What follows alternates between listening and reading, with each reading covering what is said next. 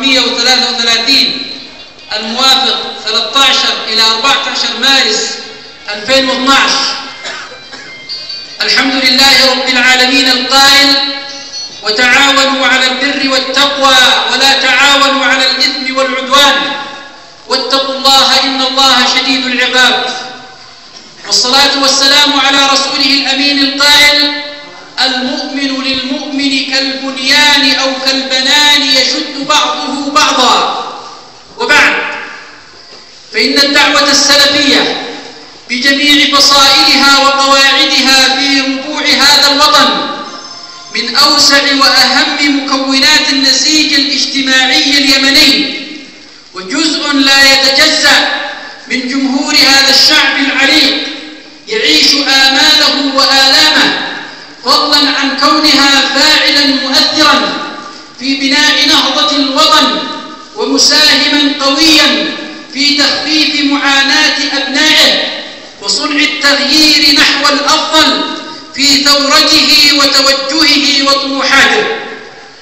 واستشعارا من أبناء هذه الدعوة بخطورة المرحلة الراهنة ومتغيراتها الداخلية والإقليمية والدولية، تداعى كوكبة من علماء وقادة ودعاة العمل السلفي لعقد مشاورات متعددة ومتكررة تدارسوا فيها الموقف السياسي لدعوتهم في ظل هذه الظروف التي تعيشها بلادنا والمحيط الإقليمي والعربي. وقد انبثق عن هذه المشاورات واللقاءات دعوة منهم للانطلاق نحو المشاركة السياسية الفاعلة في صناعة القرار وخدمة الوطن وخوض المعترك السياسي كضرورة شرعية وحتمية واقعية. وإشراكا لقواعد الدعوة السلفية في هذا الأمر جاء انعقاد هذا المؤتمر السلفي العام، والذي حضره مشاركون من جميع التيارات السلفية من عموم محافظات الجمهورية تحت شعار السلفيون والعمل السياسي، خلال اليومين الثلاثاء والأربعاء 20-21 ربيع الثاني 1433 الموافق 13-14 مارس 2012. وقدمت فيه أوراق عمل وناقشوا وتدارسوا إنشاء كيان سياسي سلفي ينطلق نحو البناء والتجديد ونهضة اليمن الجديد. وفي ختام هذا المؤتمر قرروا الآتي: 1. إنشاء كيان سياسي منبثق عن هذا المؤتمر. 2.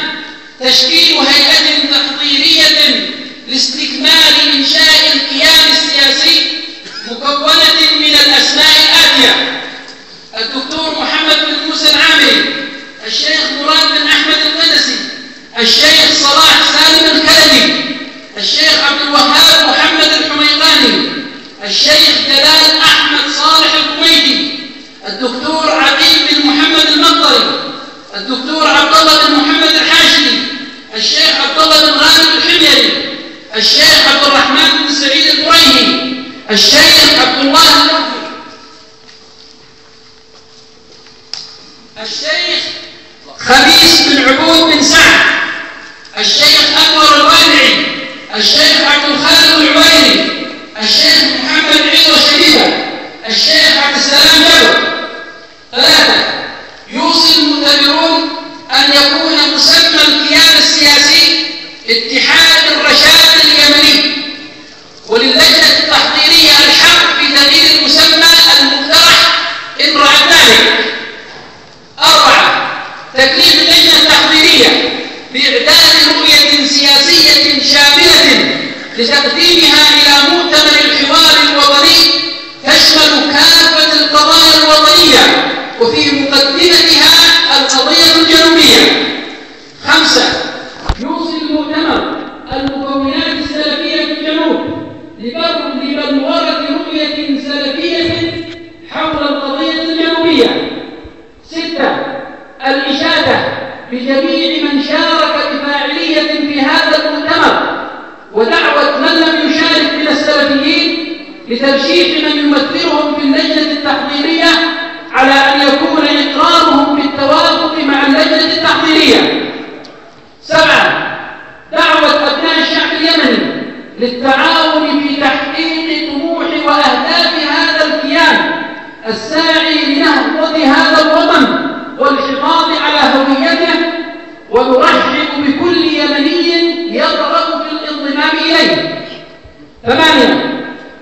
دعوة فخامة الأخ رئيس الجمهورية المشير عبد ربه منصور هادي والحكومة والقوى السياسية والاجتماعية إلى الحفاظ على ثوابت الأمة والاحتكام إلى الشريعة الإسلامية في كل شؤون الحياة. 9. دعوة رئيس الجمهورية وحكومة الوفاق الوطني وجميع الأحزاب والقوى السياسية والاجتماعية إلى تجسيد مبدأ استقلال الوطن وسيادته ورفض جميع أشكال الوصاية والتدخل الأجنبي في شؤونه، مع الترحيب بكل تعاون إقليمي أو دولي يحقق مصالح الشعب اليمني ويرفع معاناته ولا يضر بثوابته وسيادته واستقلاله. 10. إدانة الخيانات الوطنية وكل أعمال العنف والتخريب ضد المصالح العامة والخاصة، وقتل الأبرياء أيا كانوا، والقتل خارج إطار القضاء الشرعي من أي جهة كانت. 11. التأكيد على أن الوسيلة الناجحة والطريقة المثلى لحل مشكلات اليمن هي الحوار الجاد المنطلق من ثوابت الأمة ومراعاة مصالحها وتقديم ذلك على كل المصالح الضيقة والمشاريع الصغيرة والارتهانات الخارجية. 12. التأكيد على ضرورة استكمال جميع الأهداف المشروعة للثورة الشبابية الشعبية السلمية. 13.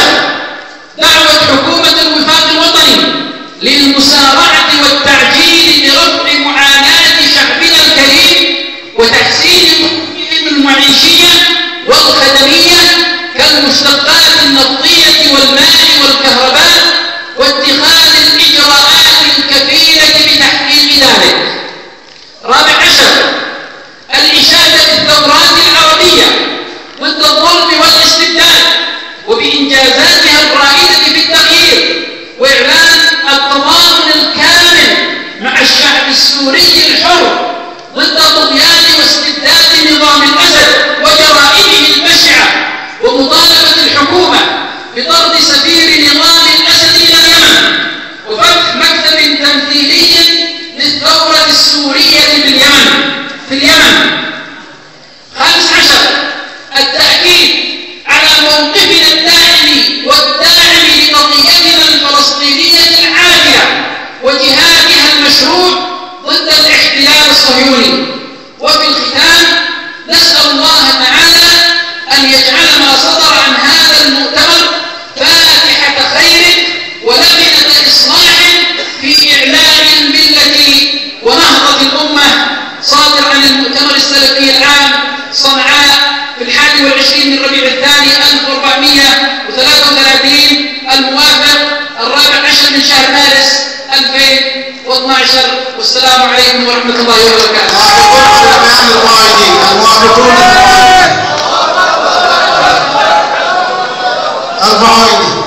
الموافقون الفرائضي باقي الصلاة. إذن جزاكم الله خيرا ونفع الله بكم، وإلى الأمام وفق الله الجميع لما يحب ويرضى. والسلام عليكم ورحمة الله وبركاته.